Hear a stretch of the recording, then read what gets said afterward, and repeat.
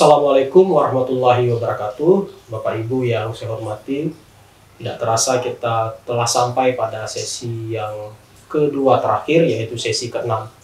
Bapak Ibu, selama sesi ke-6 ini diharapkan Bapak Ibu dapat mempelajari terkait olahraga pilihan, renang, dan pencak silat.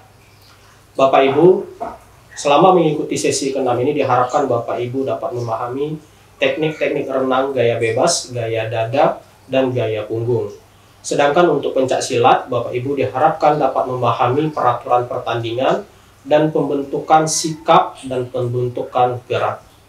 Melalui tutorial online ini, Bapak Ibu, saya tentu sangat berharap Bapak Ibu dapat memiliki kompetensi khusus yang diharapkan dapat Bapak Ibu kuasai setelah mempelajari materi yang ada di sesi ke-6 ini.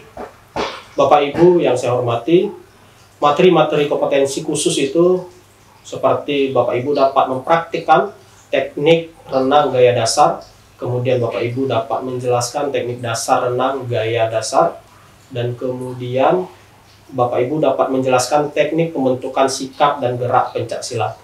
Terakhir, tentu Bapak Ibu juga diharapkan dapat memperagakan teknik pembentukan sikap dan gerak pencak silat.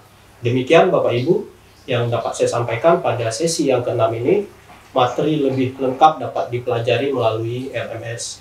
Saya akhiri. Assalamualaikum warahmatullahi wabarakatuh.